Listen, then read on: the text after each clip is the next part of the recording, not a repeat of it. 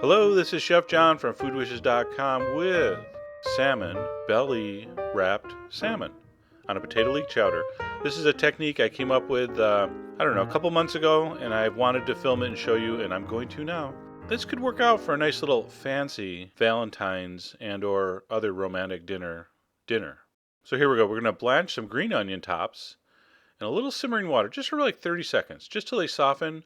Throw them in some cold water and reserve. Then we're going to take a little bit of bacon. This is just one slice. Okay, very small amount of bacon.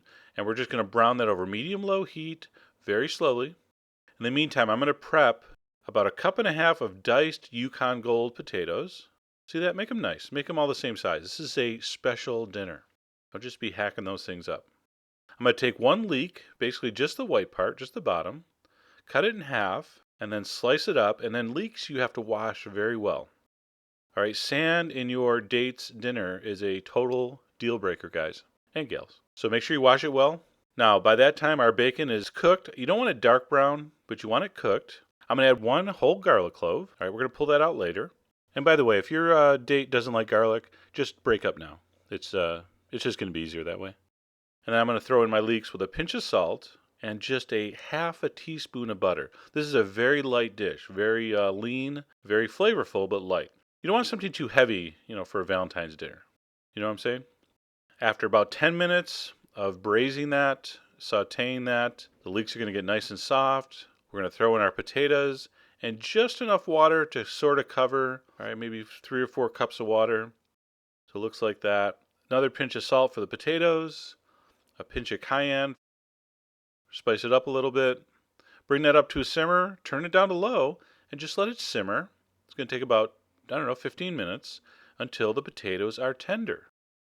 See that? A very light, a very simple, yet delicious potato leek chowder. All right, set that aside, and let's get busy with our salmon. I have 2 fillets with the skin on. I've taken the pin bones out. Make sure you tell the fish guy, take out the pin bones.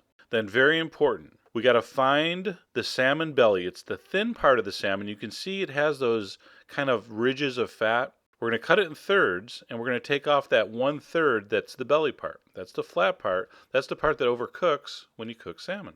That's why I like this technique. So you need a sharp, flat knife, and you're just going to cut till you hit the skin, turn the knife, and just keep the knife flat against the cutting board. The skin's like leather. It's hard to cut through. So if you keep your knife flat against it, that meat will come right off like that. All right, we're going to do the same thing for the other 2/3 of the salmon fillet. I use a paper towel, just easier to grab the skin. And again, if you just jiggle the knife a little while you hold it and press it down, it will slide right through. So you're going to take that piece, cut it in half.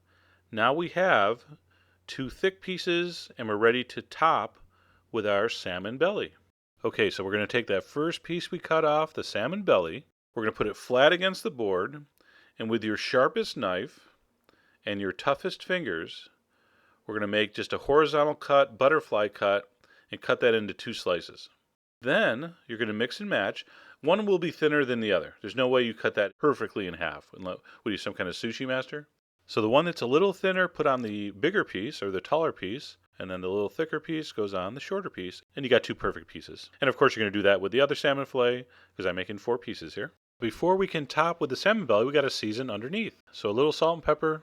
I'm going to add a little herb mustard. This is a tarragon mustard. You can use regular mustard. You can use a mayonnaise with some herbs chopped up in it. It just gives it like a little interesting flavor component in there. We're going to top it with our piece of salmon belly, and we are ready to wrap.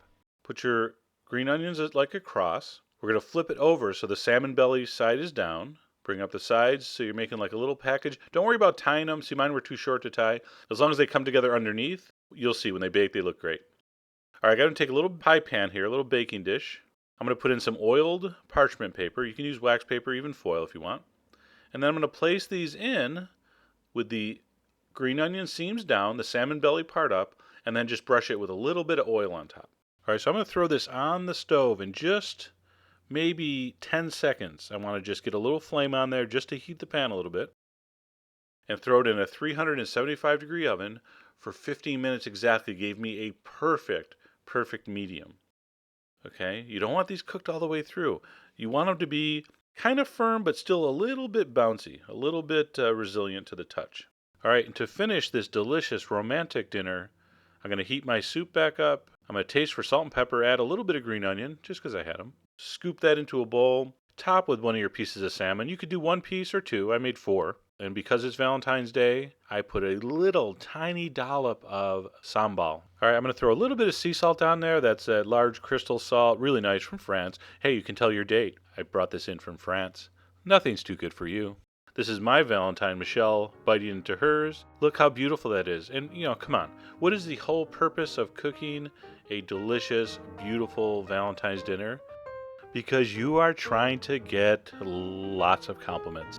So guys and gals, if you cook this delicious, beautiful, tasty, light, romantic dinner, you are so gonna get lots of compliments. So good luck with that. All right, you know where to go to get the ingredients. They're on the website.